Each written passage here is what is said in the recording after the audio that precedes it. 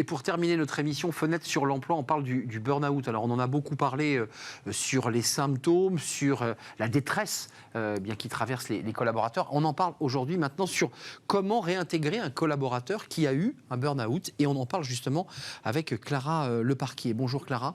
Bonjour. Vous êtes CEO de cette société MTH Coaching avec une équipe de coachs qui prenait en charge notamment sur ces sujets de burn-out.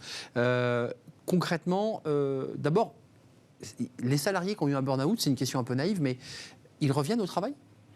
Alors c'est une très bonne question et tous ne reviennent pas, bien sûr, parce qu'en fait, alors déjà, ce qu'ils ont souvent en commun, c'est qu'ils s'arrêtent un long moment, plusieurs semaines, plusieurs mois, parfois ça dépasse même une année.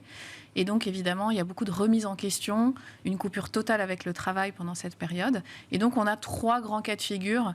Le premier, c'est le salarié qui ne revient pas et qui a un autre projet professionnel. Le deuxième cas de figure, ça va être celui qui revient et qui reprend son poste.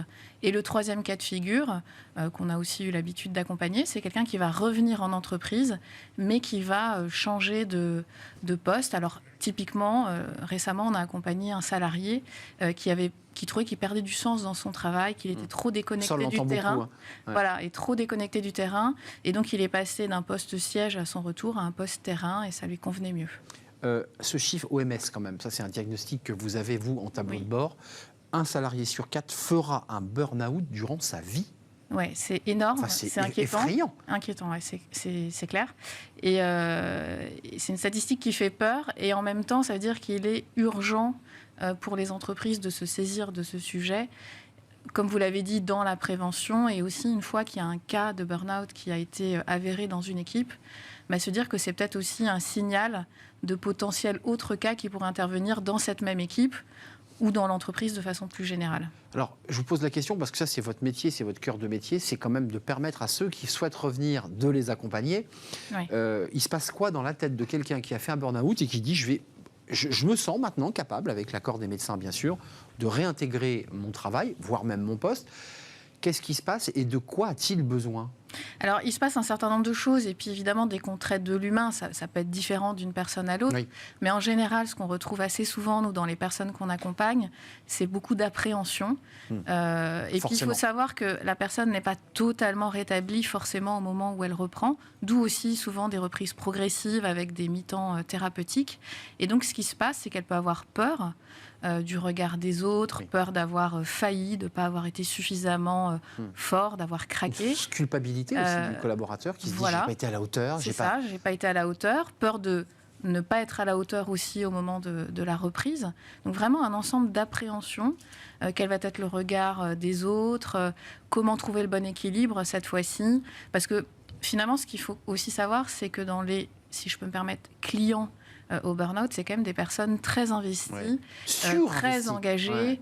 Et donc, il y a quand même ce risque quand elles reviennent, même si on met tout en place pour limiter les risques de rechute, que très vite le naturel reprenne le dessus. Donc, il y a un travail psychologique à faire en amont. Voilà. C'est-à-dire, la perfection n'existe pas en ce bas monde. Il y a un peu de ça chez ceux qui sont touchés par ce mal. Il y a souvent un souci de perfectionnisme. Il y a un autre sujet, et ça je pense que vous le traitez, parce que l'angoisse, c'est le regard des autres. Ça veut dire aussi, côté RH, préparer les collaborateurs à réaccueillir un salarié qui a disparu de l'environnement, de l'organisation, et à qui il faut redonner, j'allais dire, tout ou presque toute sa place. C'est ça, alors c'est ça qui est très difficile. Alors souvent, quelqu'un qui part et qui part pendant longtemps, ça génère peut-être aussi une charge de travail supplémentaire pour le reste de l'équipe. Et il y a quand même un certain nombre, encore aujourd'hui malheureusement, de préjugés sur le burn-out. Oui. Et donc, il peut y avoir aussi des collègues, parfois de la hiérarchie aussi, qui ne sont pas toujours très bienveillants par rapport à une personne qui a fait un burn-out et qui donc serait considérée comme faible. Voilà, bien sûr. Alors que c'est tout l'inverse, parce qu'en général, les tirs au flanc ne sont pas ceux qu'on va retrouver dans les cas de burn-out. Et en plus, il faut savoir, et ça j'insiste pour le rappeler, qu'un burn-out, c'est toujours la jonction entre une personnalité, donc un individu, et son environnement professionnel. Exact.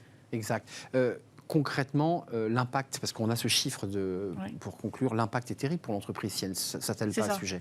En fait, alors déjà, un cas de burn-out, c'est un coup d'absentéisme avant l'absentéisme, peut-être de présentéisme aussi, et puis un coup d'image, de productivité, vu qu'en plus ce sont souvent les bons salariés qui s'en vont, enfin qui font un burn-out, et le risque après de la rechute, le risque d'un nouvel absentéisme, le risque peut-être d'un départ si cette personne finalement ne trouve pas son compte, donc le coût du turnover, de la démotivation, et puis on l'a dit tout à l'heure, qu'il y en ait d'autres qui soient touchés par le burn-out.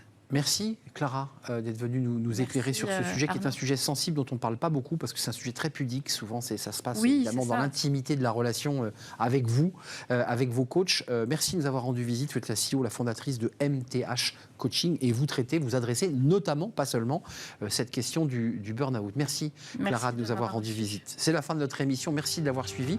Merci à vous tous pour l'intérêt que vous portez à Smart Job. Merci à toute l'équipe. Merci à Romain Luc à la réalisation. Merci à Alexis pour le son et merci à Nicolas Juchat pour son travail et son engagement. Merci à Laure-Hélène pour l'accueil invité. Merci à vous. Je serai là demain, bien entendu. D'ici là, portez-vous bien. Bye bye.